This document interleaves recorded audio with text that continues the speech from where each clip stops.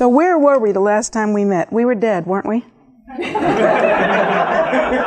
think we were dead. We were, weren't we? Let's see. How dead were we? I think we were pretty much all the way dead. We had finished with the red and with the white, and we were talking about the black path or the dark path. But I have more to give you on that. There's one point that the Lama in this book makes that I think is worth making, even though it isn't what you would call an essential point. Still, it is definitely a worthwhile point. And it's because of the way we think. When we think about practicing for death, or when we think about even talking about the different kinds of sufferings that people may undergo, even talking about the kinds of death experiences that we will all definitely share in common, and some of the very unique experiences that some of us may share. There are many people who give Buddhism a bum rap, what I would call a bum rap. And the idea, of course, that they confer when they have that thought is kind of a bum idea if you think about it. It isn't thought through. It is an idea born of ignorance. What people say about Buddhism often is that it makes them think in a depressive way, or it makes them think in a melancholy way.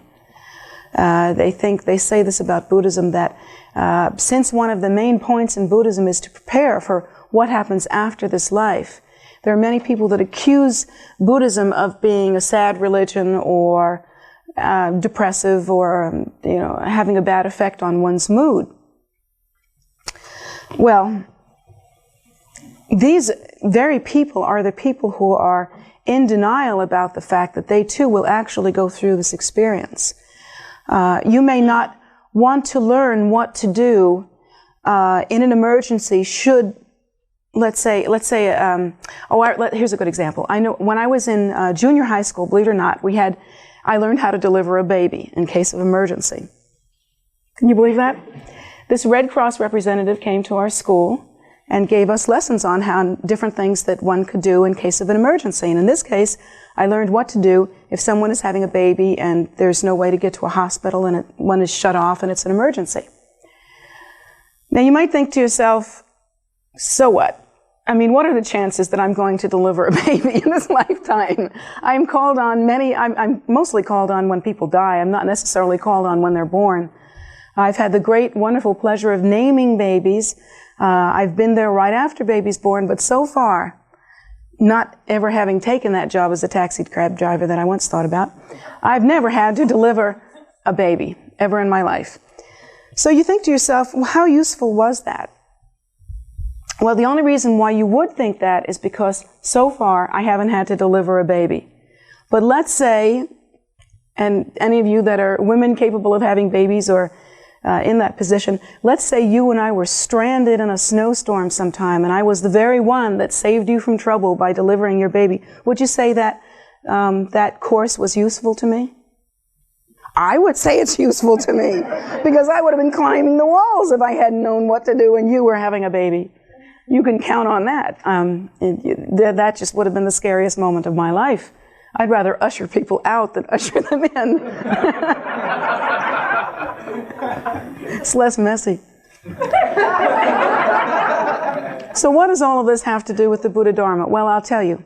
If the day ever comes that I do get caught in a snowstorm with somebody and have to deliver a baby, and I remember those skills and have to use them, suddenly those skills will be considered by me to be completely different than they were before. Now I think of it as a kind of interesting and unusual thing that happens. Not many people learn how to do this. This is not something that is commonly taught in junior high school. So I can think back in that and think, well, what an interesting episode for the New York school system to bring in these people. It's just a very interesting thing that the New York school system did. But the idea that I would have, if I were to actually help someone to give birth, and I were to actually possibly save a life that way, or at least make a life more comfortable in its beginning, if I were able to do that, suddenly that teaching, that course that I took, would take on new dimensions and new meaning. Wouldn't that be true? Suddenly I would really see the benefit of that in a way that I could not have seen it if it were only a theoretical event. that I might have to deliver a baby someday. So I would have seen the definite result of that. Now, the people who think that it is unfortunate that Buddhism teaches, first of all, about the faults of cyclic existence, and then secondarily about the situation of dying, and how our lamas constantly remind us that we, in fact, will definitely go through this event. This is something that we will all experience. We will not experience it together. So each one of us is responsible for our individual practice, but we will all experience it. There is no doubt about that. None whatsoever. So for those people who accuse Buddhists of creating a kind of depression or melancholy through these ideas are people who are what I would call in denial. They're simply in denial. They are not at that stage of maturity, either in their physical lives or in their spiritual lives, where they can come to grips with this idea. Now, some of it has to do with the age. Look around you and look at the age of the people in this room. There are very few of us who are in our 20s. There are some few of us that are in our 30s. Most of us are at least kicking down the door of 40, if not on the other side. And that's because, and it's not because, 40-year-olds are so much more spiritually developed than 20-year-olds. Even the 40-year-olds that are spiritually developed have to be 20 at some point. So that can't be it. But there are certain changes that happen psychologically within the context of our lives. Many of you may have already noticed this. This is not a newsflash, is it? And one of them is that we meet a stage in our life where we have a recognition, and the recognition is keyed off by, first of all, physical changes within our body. It is obvious that things are changing. We look in the mirror, and then we look at a picture of us a decade ago, and even a 20-year-old can see this. You have changed. I mean, maybe a 20-year-old can even see it more dramatically.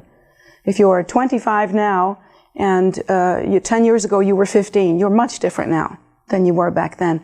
But how much more so for the 40 or 50-year-old who looks at their 20-year-old pictures? I've got a couple of them sitting on one of the shelves in my room. One of my sons, not that one, I can talk about this one, the other one. He was thoughtful enough to give me these pictures framed, mind you, so that I can look at them every day.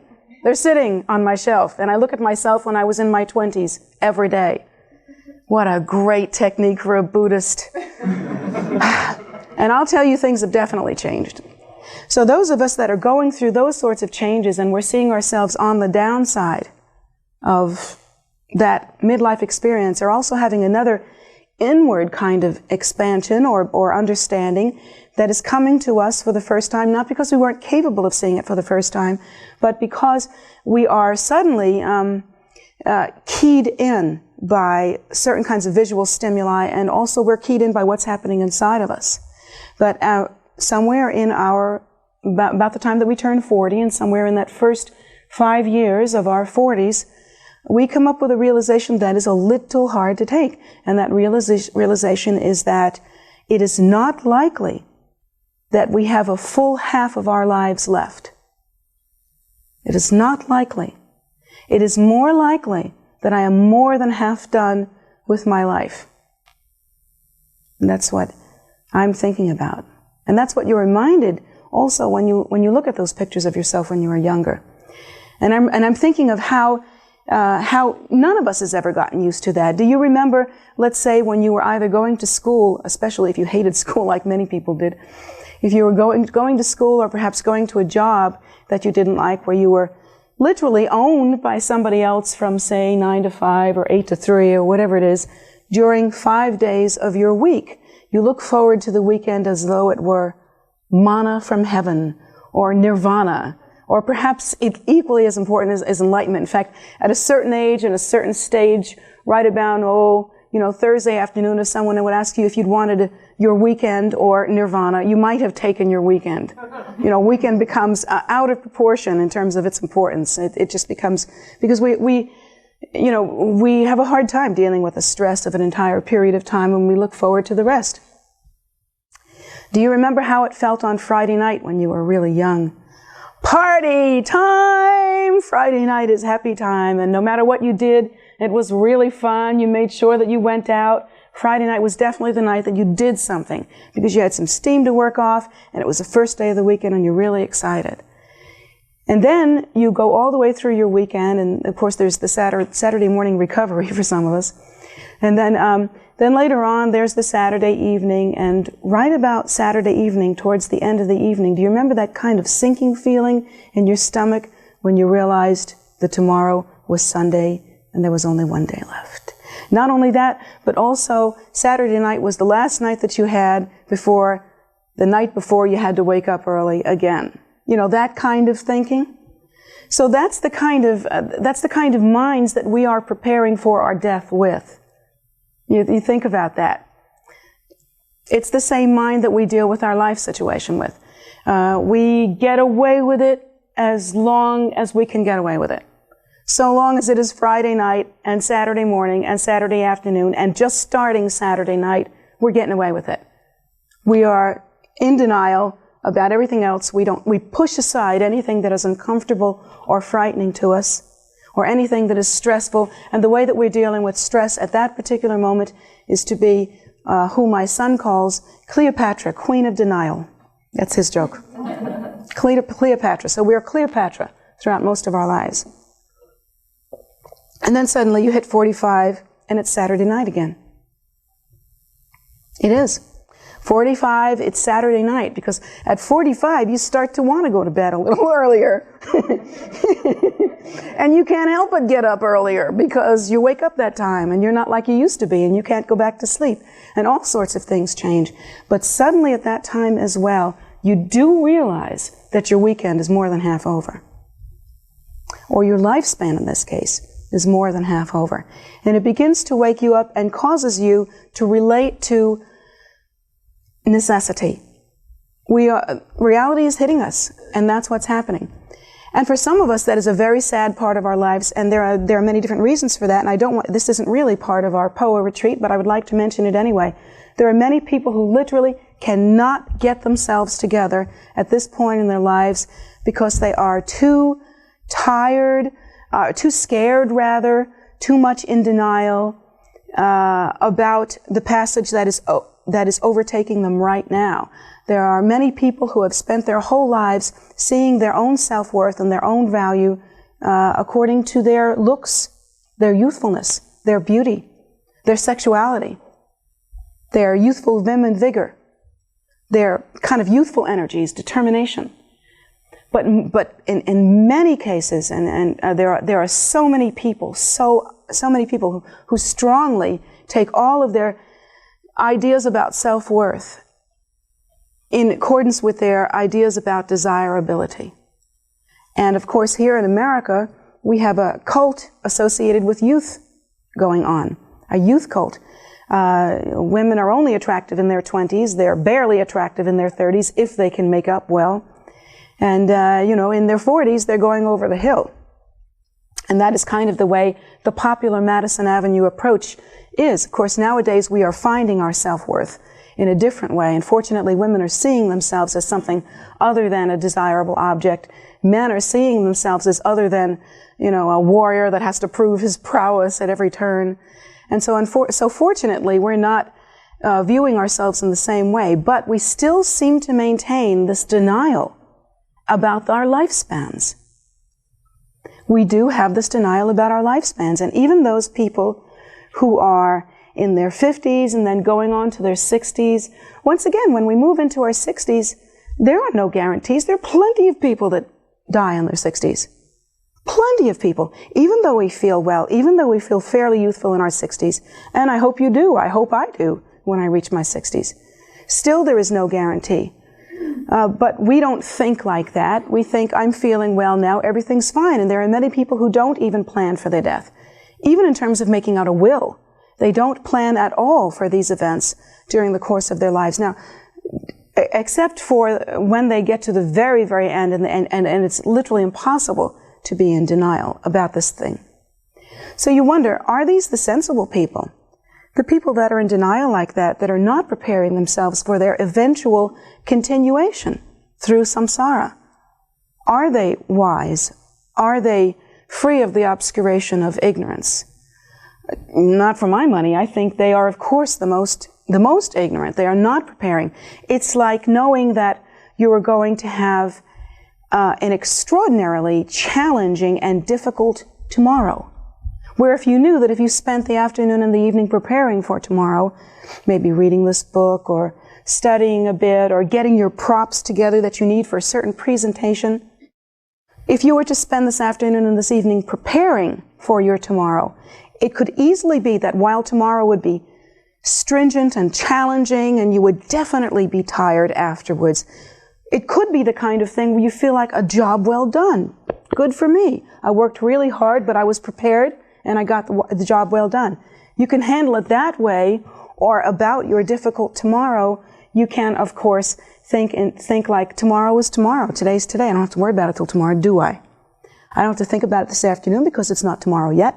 So you're doing this kind of Dzogchen-esque double talk, which of course when it's Dzogchen-esque double talk from a sentient being rather than true Dzogchen teaching from a Lama, it's not going to be quite sensible, is it? It's not going to be the same at all.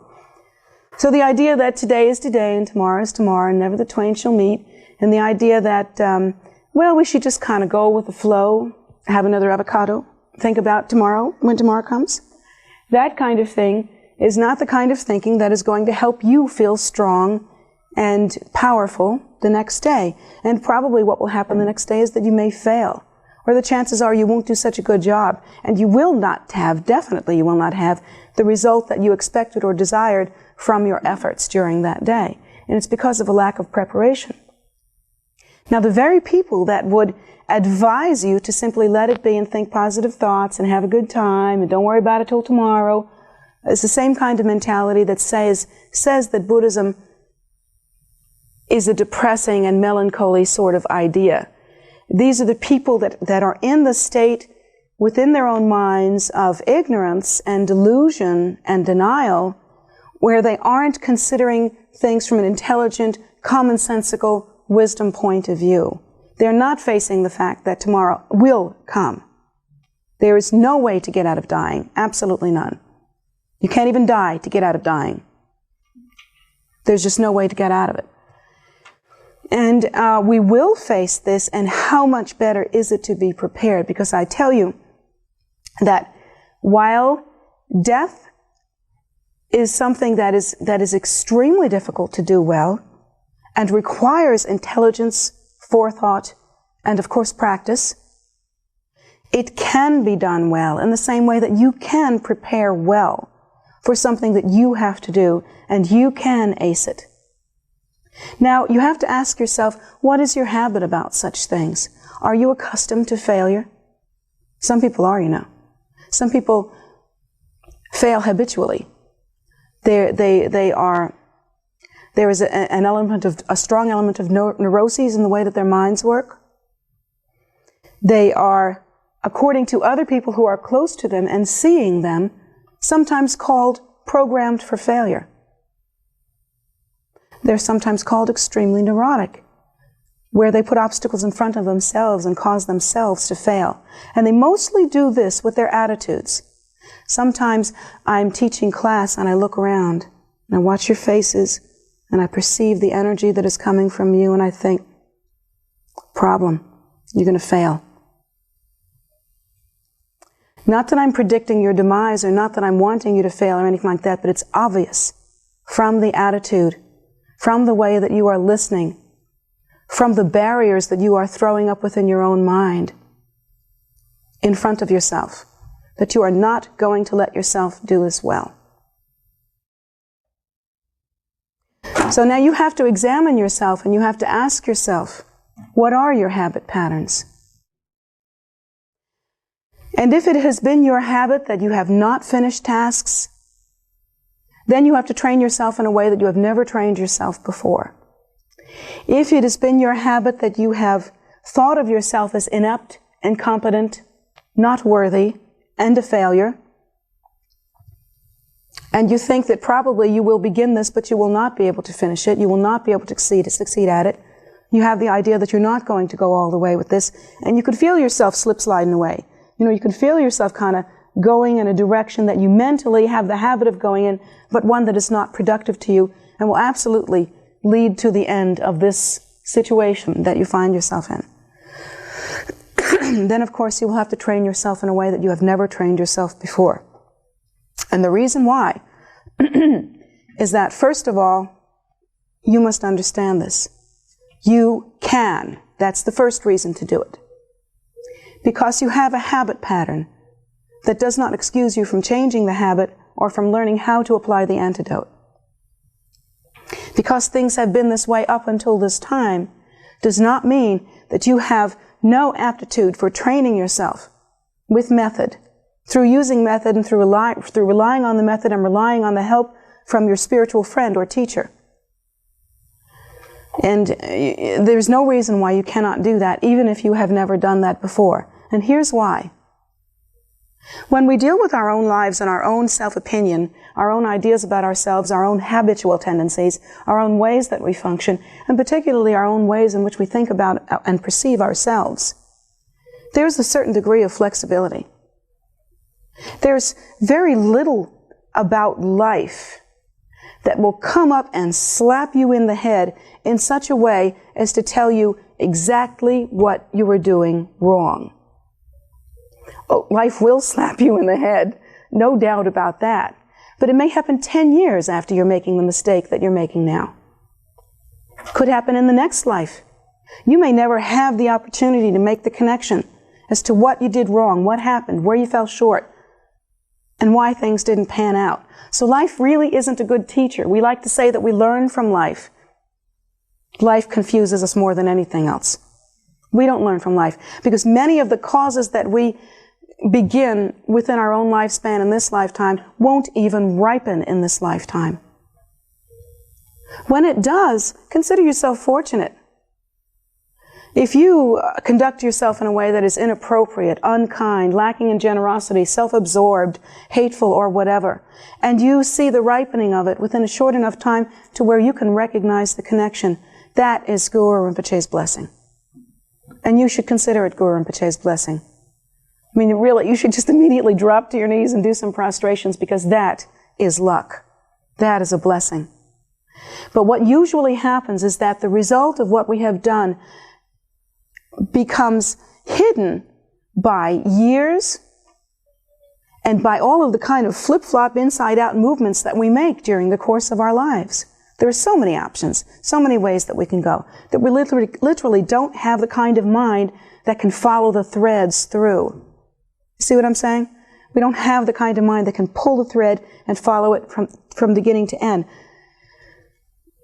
Coupled by the fact that we have the additional problem that relatively, proportionately, very little of our non-virtuous causes will ripen during the course of this lifetime. Most of it will ripen in the Bardo state after death, or in the next life, or the life after that.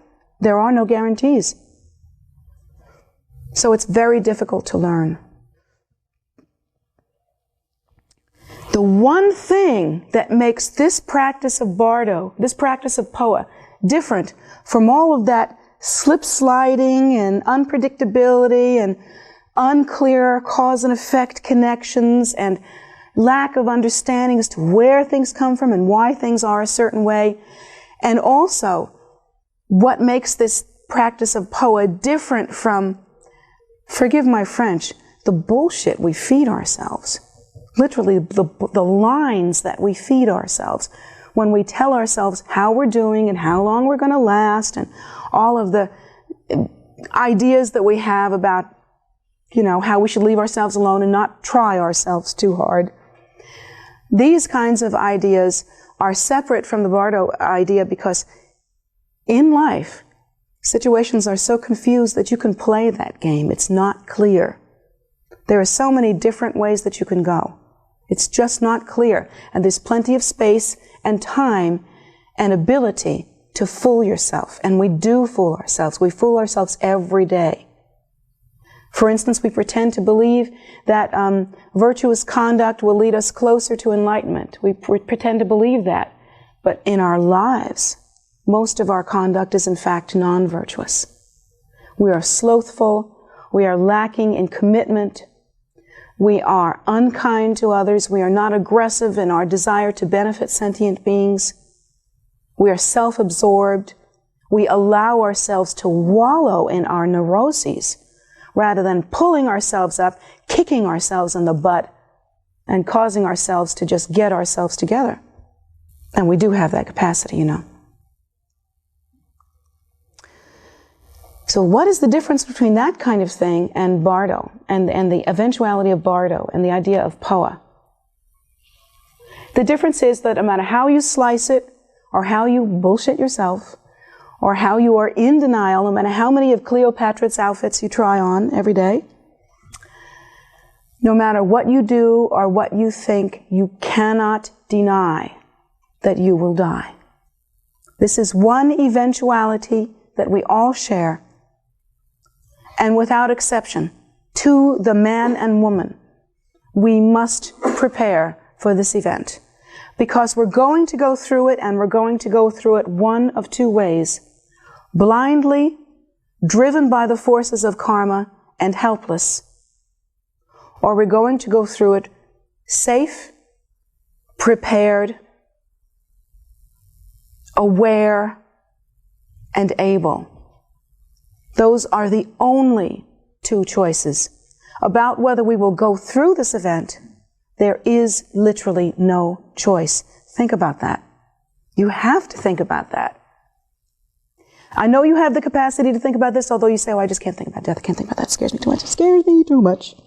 But I know you have the capacity to think about that. I know that you do. And you have the capacity to experience the fear. Do not suppress it.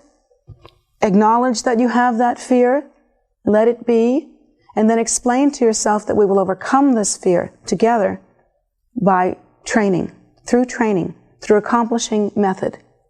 That is the way, the only way to overcome fear, is to accomplish method.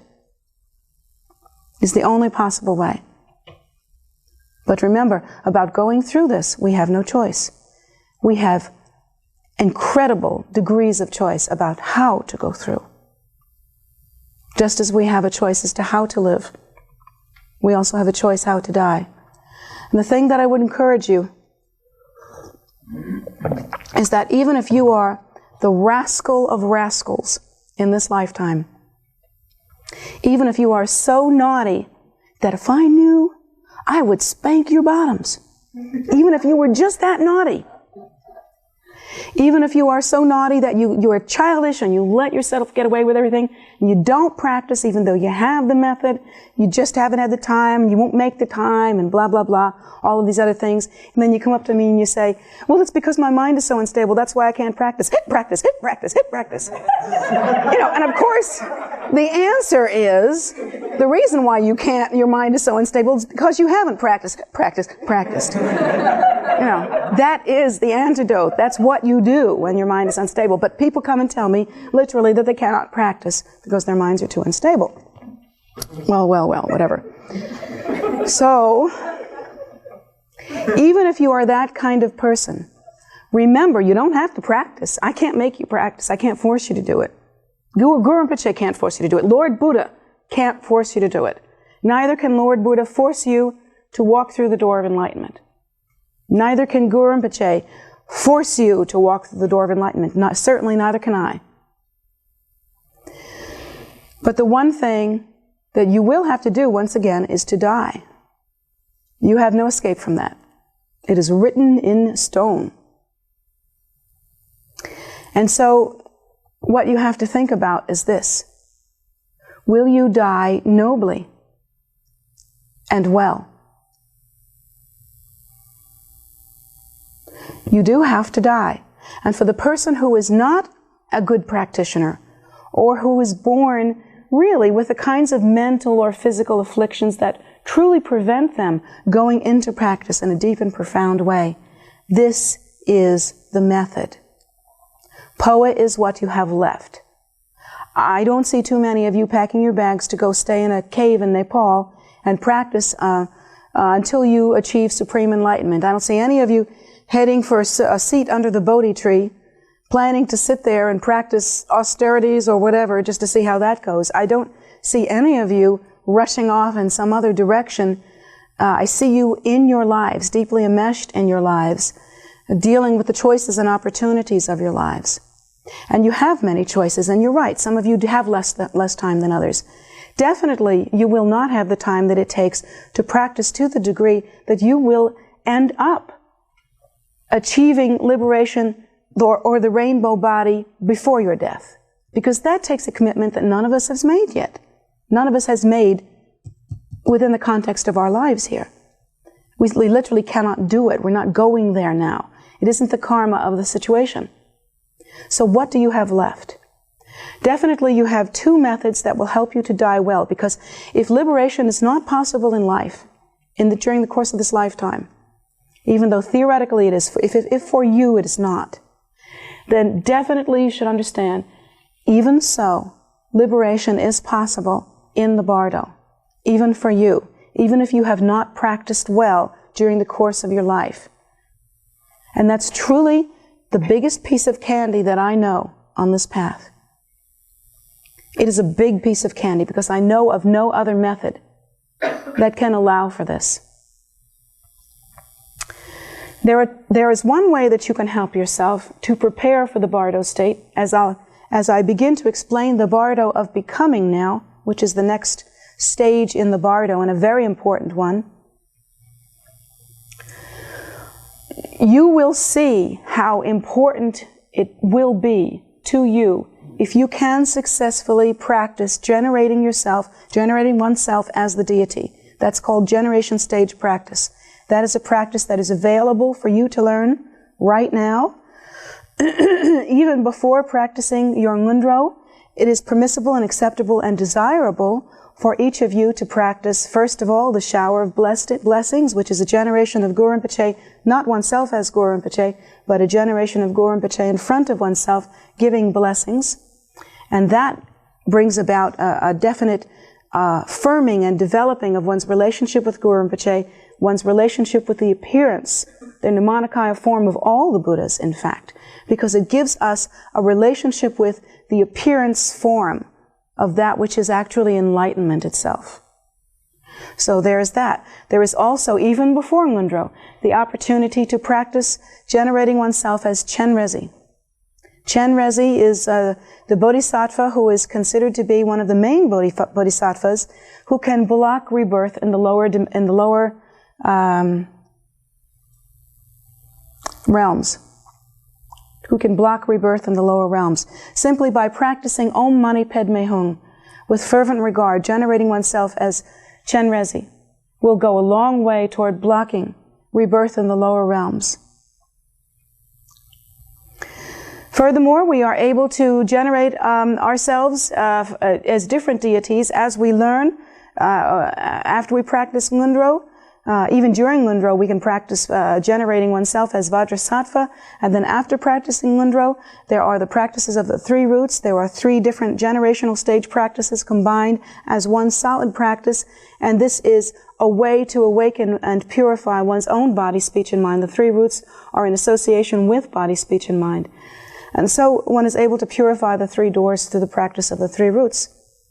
So you have many opportunities during which you will be able to generate yourself as the deity, and therefore become familiar with the true nature, with one's true nature.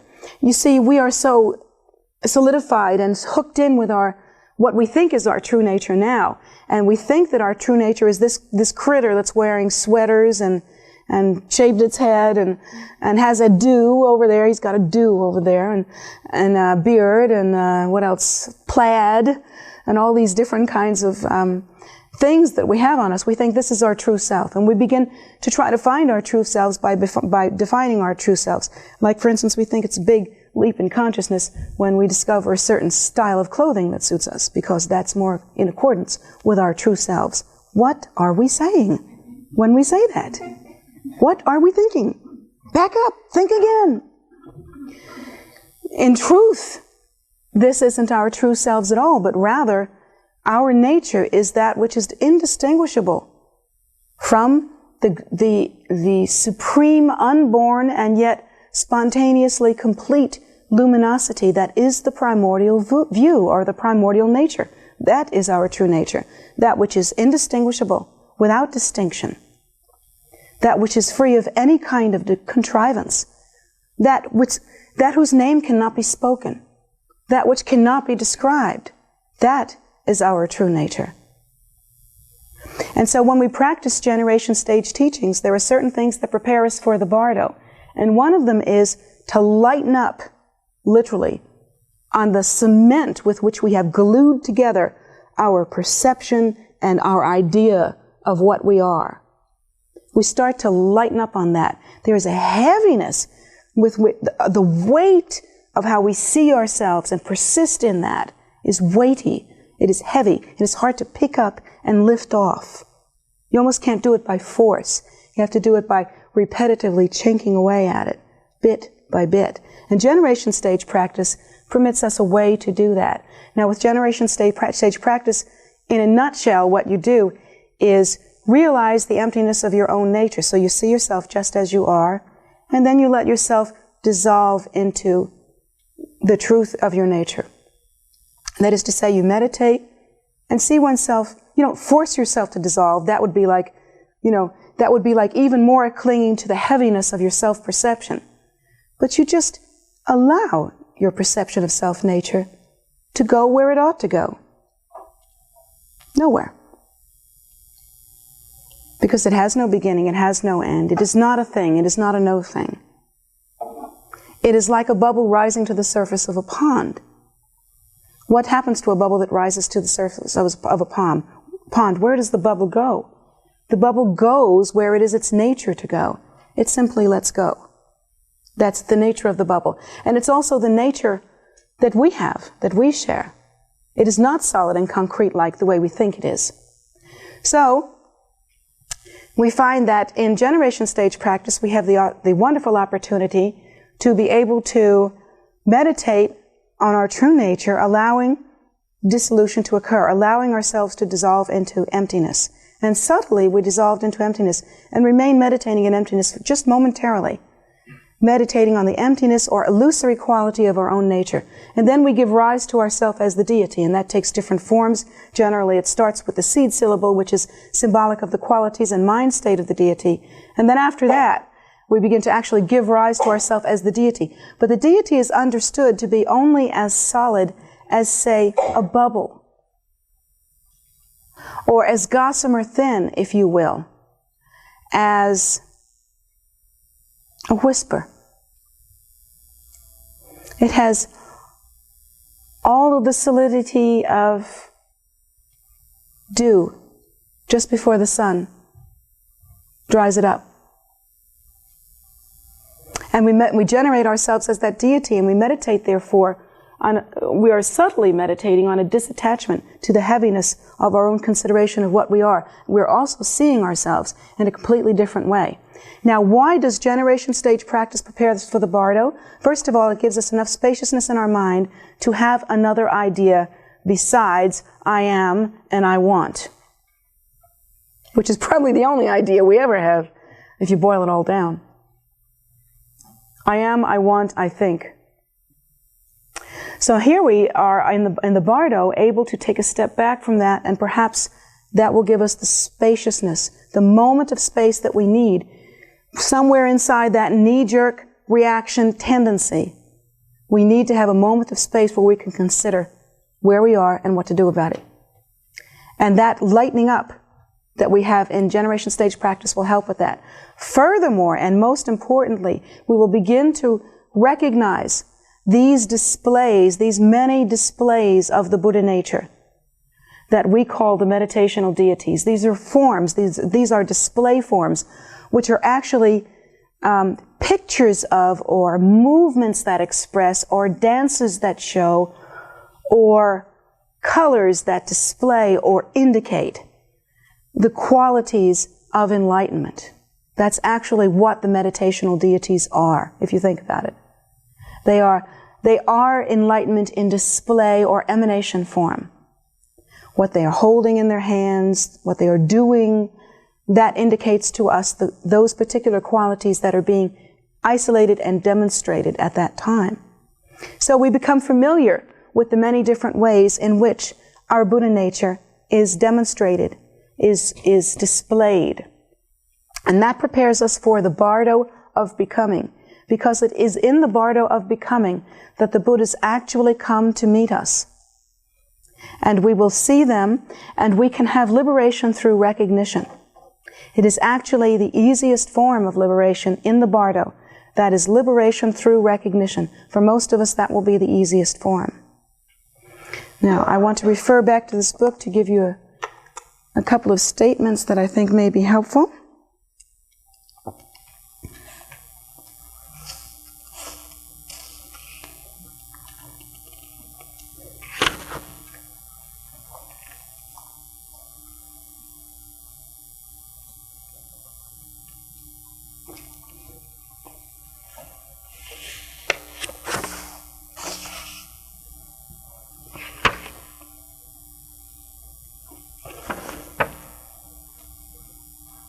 Okay. When we last were together, we spoke about the white path, or the white bindu, that dropped from the top of the head to the heart, and we spoke about the white light that is shown. The white method would be considered to move toward and be accepting of and recognize that white light. That would be the white method. And according to this book, the white method, or the white path, results in the body of emanation, or the Nirmanakaya form. It is considered that when a tulku appears in the world, then a tulku is a Nirmanakaya form of the Buddha.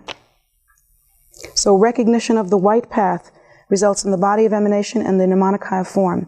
Recognition of the red path results in the body of perfect experience, or the Sambhogakaya, also called the bliss form. And recognition of the black path, which is also the clear that we spoke about, it results in the absolute body, or the Dharmakaya. Now, it is considered, actually, that of these, the black path, or the clear path, the one that we spoke of last, the recognition of the Dharmata, the recognition of the clear light, that this is the most difficult of all of the recognitions. In here, I'm looking for this one.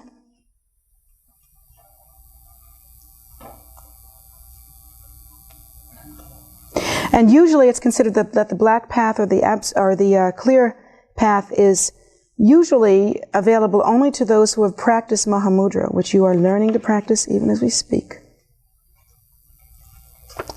Where is that little piece of goodness I am looking for here? Oh, it must be back here somewhere. Hold on, give me a minute.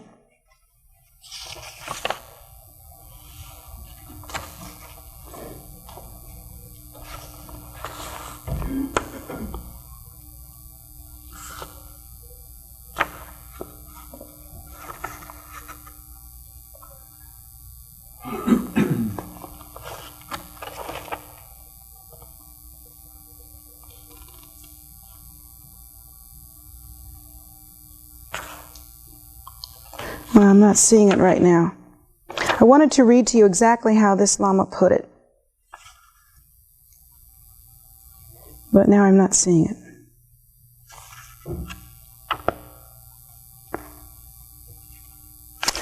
Well, I'll explain it to you then in my own words, which may not be quite as dramatic, but the meaning will be there.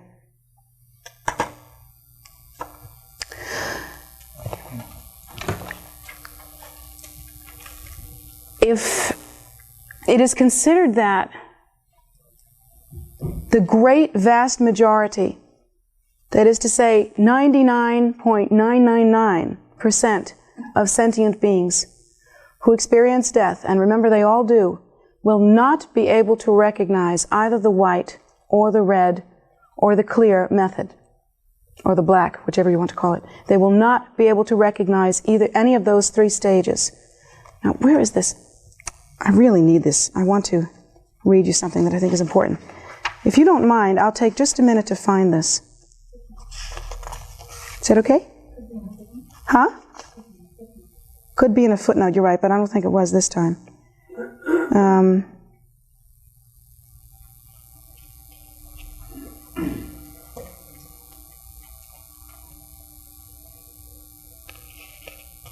Now this is really, really interesting.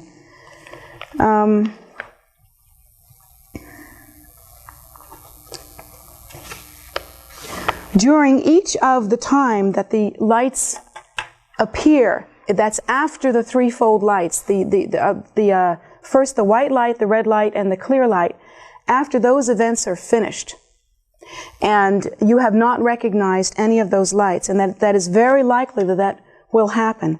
It is then at that time that you continue on into the Bardo, and I'm sure I'll find what I'm looking for. Oh, I think, yeah, okay. Okay, it is that you actually slip into the Bardo of becoming. If you do not recognize the white light, if you do not recognize the red light, and then if at the end the fundamental clear light is not recognized, then the Lama says here, the mind slips into a deep state of unconsciousness of variable duration, which is generally said to last 3.5 days. Now, I have had the experience and the good fortune to have the opportunity to do Phowa for a number of other beings. And the way that this is experienced is that, again, if the white, the red, and the clear light are not recognized, the clear light or the dark light is in fact the appearance of one's true nature, of one's true Buddha nature, appearing just so, just as it is. It is the true face of the primordial Buddha, but those of us who have no training to be able to witness the face of the primordial Buddha literally will not see it. It will be much like going to some sort of indigenous tribe that has never seen a picture of a boat. Let's say a desert tribe that has never seen a picture of a boat or a large body of water. And you show them a picture of a boat and a large body of water, literally they'll be going like this. They won't be able to recognize it. They do not have the brain pathways or something that will help them to recognize that. And in our case, it is the case that we are, even though the very face of our true nature, which to a practitioner would be as recognizable as the mother is to the infant, to the child. For a non-practitioner, it would be again like the child who was adopted out right at birth and never saw the face of their mother. They would not be able to recognize their mother. They would not be able to connect. They would not be able to have the force of surety and conviction to be able to move toward and direct themselves with their own inner force, to be able to move toward that reality. They will not be able to slip into meditation on that nature. They will not be able to slip into that non-dual state, even though all of their distracting elements will be dissolved at that point. Literally, if you are a meditator and had that experience, that would be the time, ironically, during the course of your whole life and death experience, where you would be able to meditate the best, if you had experience. But the 99.999% of the people go to sleep at that time. They have a faint or a sleep because it looks like darkness to them rather than like clarity. Their minds are not awake in their meditation. Not awake. So, when that happens, there is no choice and nothing for it, but that we have to go on into the Bardo of becoming.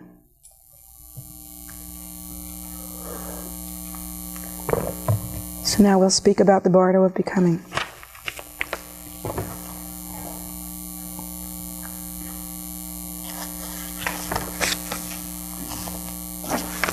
All right.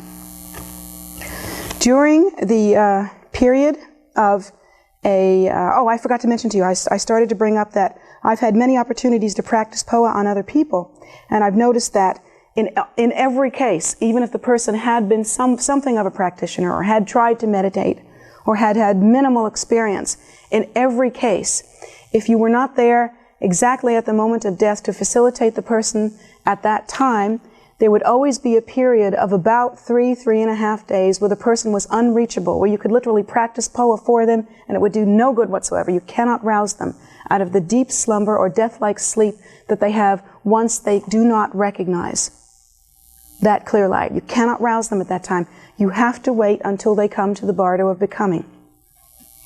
And then the Lama will appear to them or try to reach them and guide them out of the Bardo.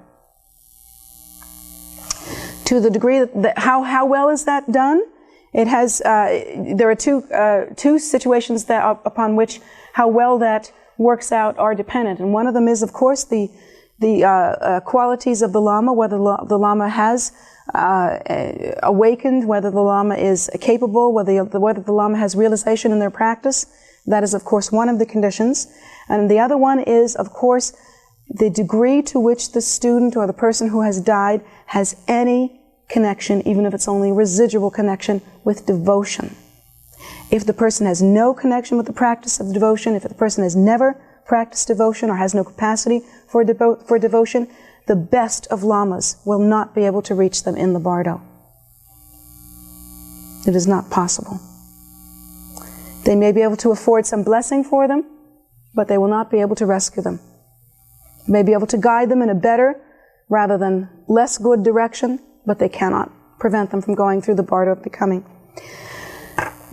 Generally, you have to rely on the student's connection with devotion. If, on the other hand, the student has a great deal of devotion, the Lama will be able to appear clearly and without fear as their spiritual guide during the Bardo of becoming. The Lama will be recognizable. The student will have faith in the Lama. They will go toward the Lama. The force of their devotion will propel them toward the Lama. They will enter into the Lama's heart. They will experience the wisdom that the Lama has to afford them, and they will be rescued from the Bardo and liberated in the state of becoming. Yes! When they are unreachable during this 3.5 period time, according to traditional teachings, it says care should be exercised not to touch the body for at least 3 days. That is the optimum. But it certainly not while the event of death is occurring. Remember what I told you about that yesterday. Certainly you must not do that. The best case scenario, and this is what the Lamas all ask for, is that the body should not be touched at all, other than perhaps up here while I are dying for 3 days. And many Lamas arrange for that to happen. And you have the right to arrange for that to happen as well. But you have to write it down legally. You have to have it notarized. It has to be legal. It has to be, you have to register that with someone. You have to give that to someone who is interested in protecting you and who will fight for you at that time, because the relatives who do not understand, the friends that do not understand, will want things differently. You see? They will not accept. So you have to make your wishes known, and your wishes will be respected if they're legally written down. You should prepare for your death in that way. It is considered that actual death starts when the external breathing ceases, but is only final at the moment of the black path. And that is when, it is during the event of the black path that the internal wind ceases. That's when the white tigli and the red tigli have joined and the black path ensues. And at that moment, that is when the mind falls into unconsciousness and the cessation of the internal winds, then the cessation of the internal winds then occurs. And in the case of accidental death, all of these things that happen very gradually must happen very much more quickly. So although some people pray to be hit by a truck and have it over and done with quickly, do not pray for that. Do not ask for that. You would, if you want to pray for anything, pray for a slow and knowledgeable death. One that you know and understand and can track and relate to and be the captain of. That's what you should ask for. Isn't that, it's so different from the way we think ordinarily. We think, get out of here quick, make it easy. But that's, again, that's like trying to go through your life with all the lights off. Trying to go through your death with all the lights off. It isn't wise, and it will not bring a good result. And you will be afraid.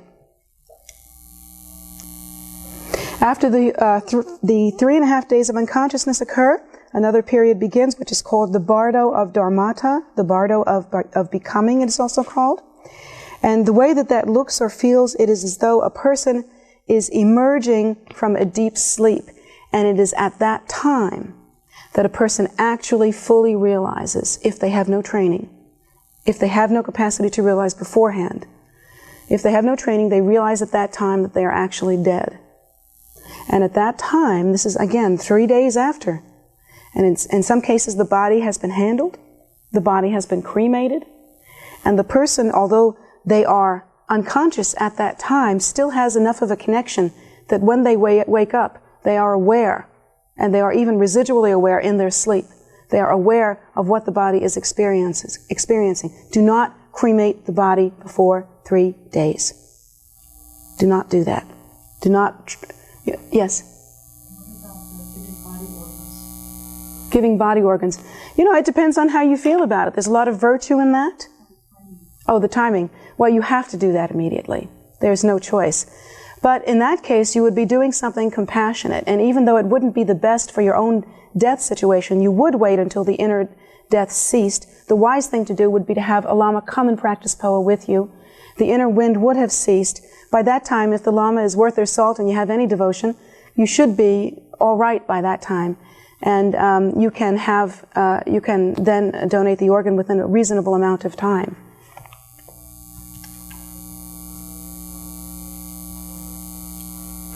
But for myself, my decision is that even though I would love to just keep manufacturing organs for lots of people to have, I would love to just keep giving them out.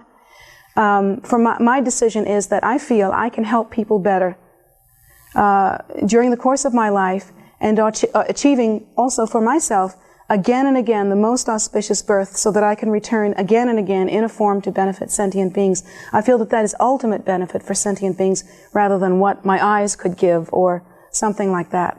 So it's a question of how you want to benefit sentient beings.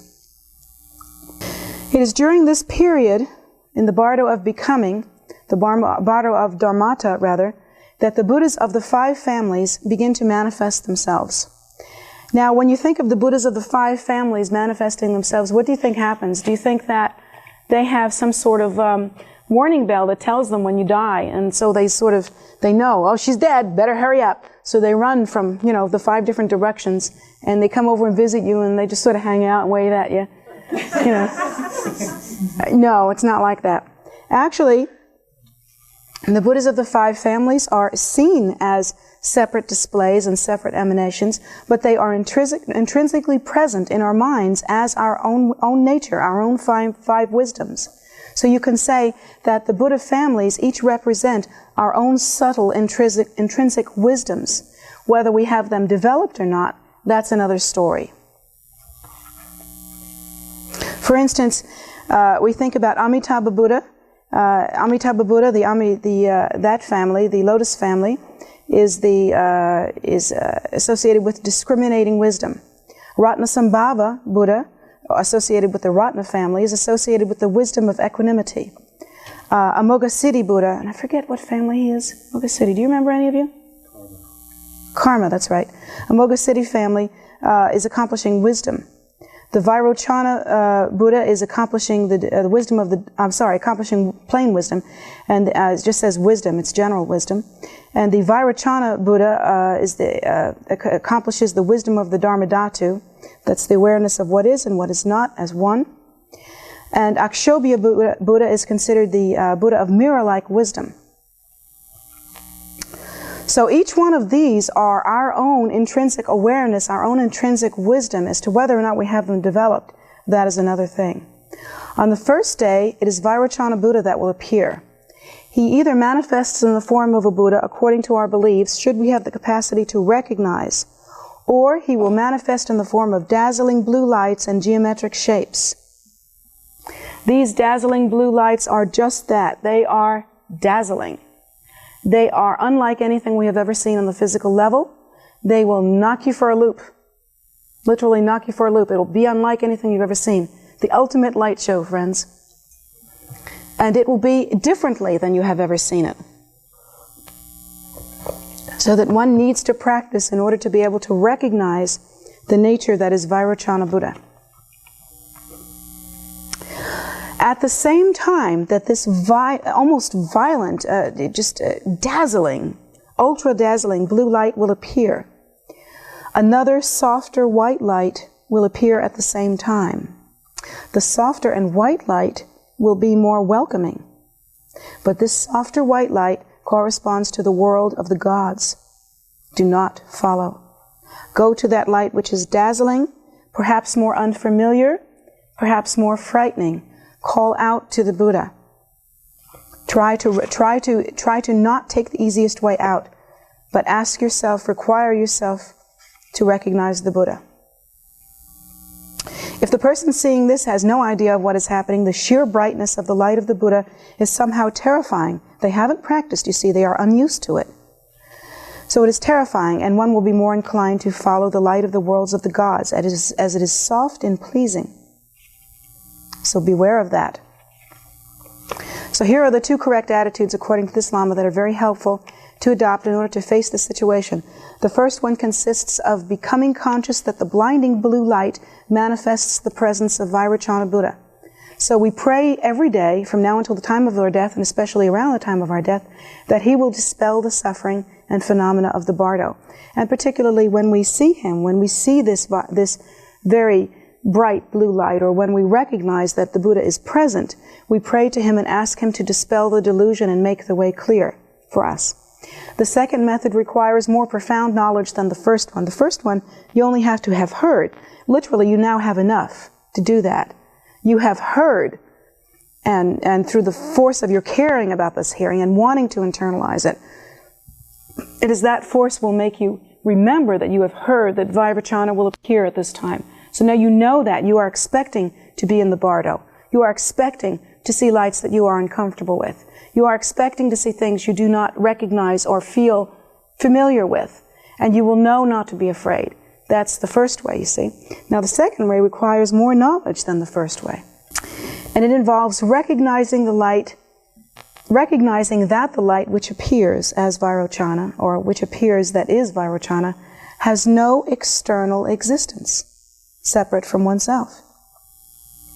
That it is the manifestation of one of the 5 Buddhas present within our own mind.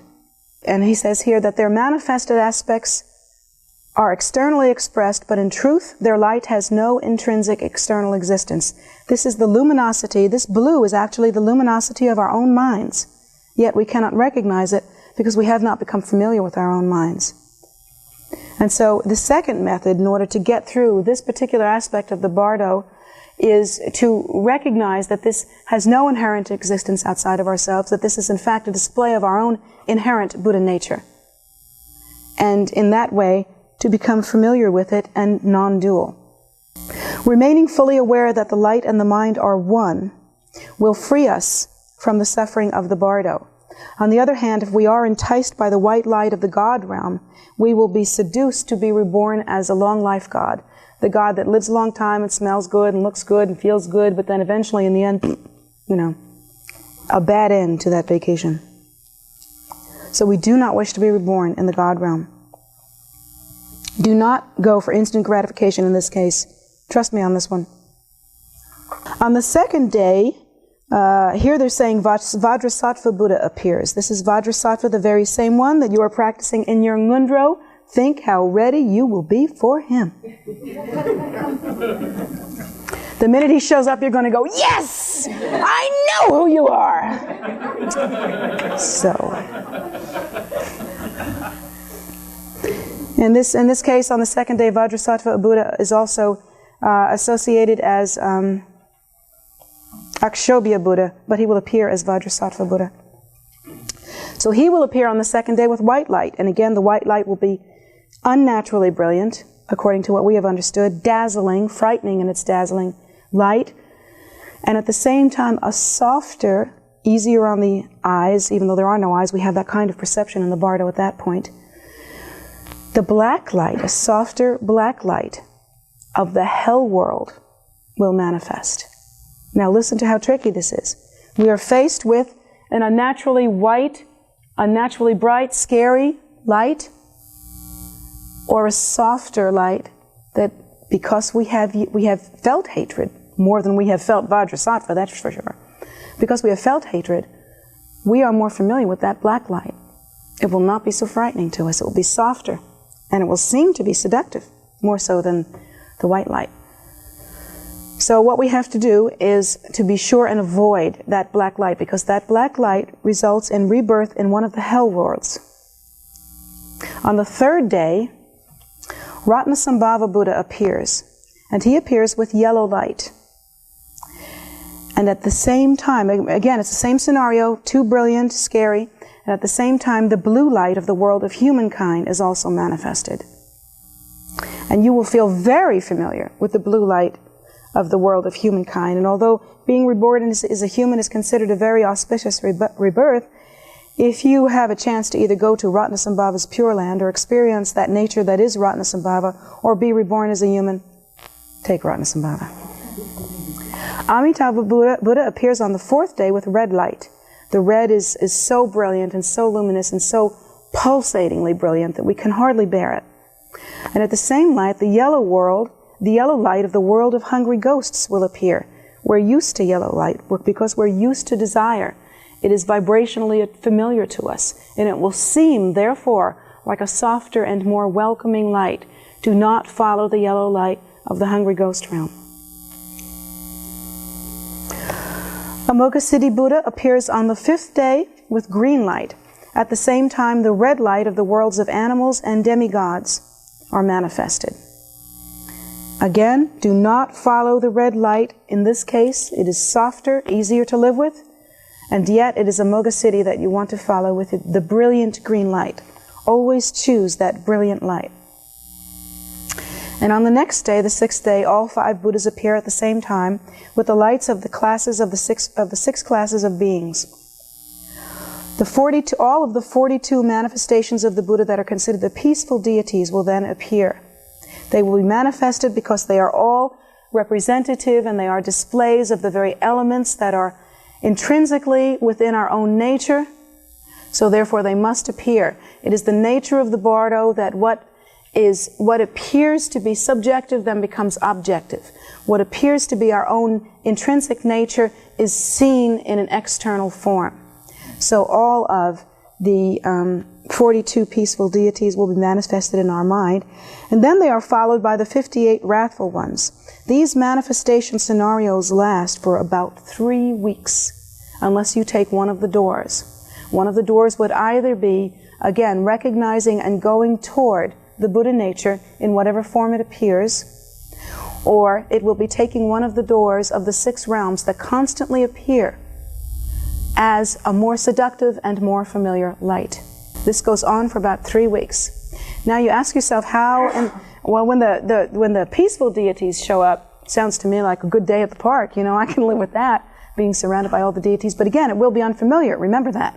For a non-practitioner, and even for a practitioner who has not really accomplished their practice very well, or not yet. How are you going to deal when the wrathful deities come in, and what is their nature? What are they? Are the peaceful deities the pleasant and friendly ones, and the wrathful deities the punishing ones? Who are the wrathful deities, and how should they be understood? And how can we avoid being frightened of them? Because they are terrifying. This is what we're going to learn in our next session.